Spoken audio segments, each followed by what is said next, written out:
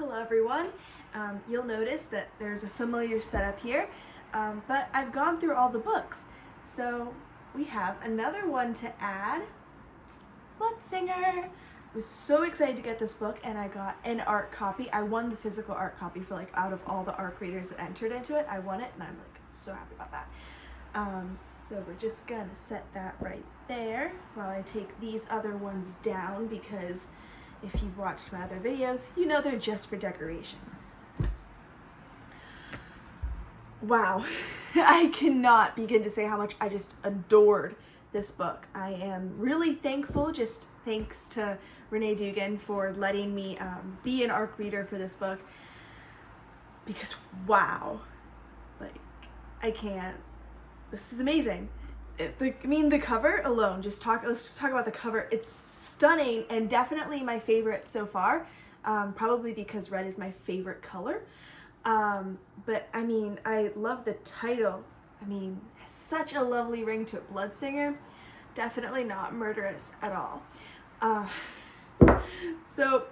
little background. So Sistine is separated from the Cabal at the end of the last book, which was Lightfall, and she's quickly reunited with them. I must say I was a little bit disappointed in how quickly she came back into the war that's going on. I would have really liked a little bit more time just in her home.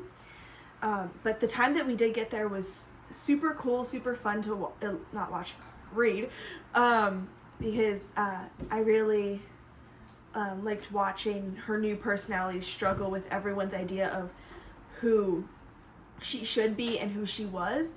So I thought that was really cool. But I mean, when Sistine comes back to the war that's happening back with the Cabal, she feels very left out because she's already missed so much of the war, even though she was only gone for 3 months. So we see Sistine and Thorn go through some stressful times within the relationship and brave the problems outside of it as well. And I really liked that, how it wasn't like the perfect relationship and how they both went through some trauma and they were still maturing to get through it. So I really liked watching them work together for that. So they're both really independent and they lean on each other, but not so much that they can't function without the other. So speaking of Thorn, I absolutely loved his perspective in this book. We see him go through so much, although he really needs to take a break. I recommend a nice bubble bath with some nice smelling salts, just really chill, maybe some chocolate. Yeah, that'd be nice.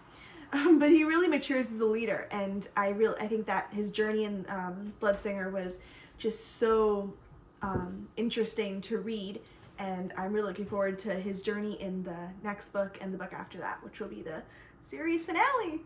Bittersweet. But I mean, I could go on and on about each individual character's development, but I mean, for the sake of your time, I don't really think you want me talking for a really long time about every single character in this book. But it was really stunning. I loved Aiden. I think that's how you say his name. Everyone says everyone's names differently. But Aiden, sorry if I'm saying that wrong. He and Sistine sort of have a relationship in this book. Not as much as I hope that they have one later, because it's just really fun seeing them interact, because they're both the kind of people that they have a kinship in, that they felt left out of stuff for so much time, and how they missed some stuff in different circumstances. So I really liked that sort of kinship and how they sort of were the people everyone leans on for support. So I really hope that Renee Dugan explores that a little more, but if she doesn't, I'm excited to see what she does with the characters anyway. So, I mean, each character in this book continues the wonderful development that Renee Dugan began in the first book, and it's so unusual in YA books, but every single character in this series serves a purpose.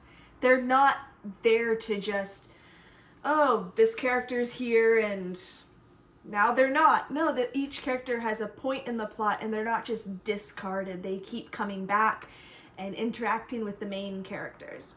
And there isn't really just one main character. they're all crucial, and you can't really pick just one. I mean, it started out with Sistine, but as the perspectives came in through the books, there really isn't one singular main character anymore, and I really like that. So, I mean, I'm absolutely devastated how Renee Dugan just absolutely decimated everyone's happiness. And I really hope things get better for the Cabal in the next book, but they might not. And I mean, I cried. I'm fine with repeating that experience, but I'd rather not, because I mean, everyone really just needs a break.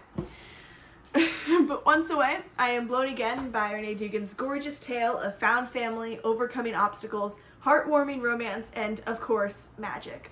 Lots of love. Bye!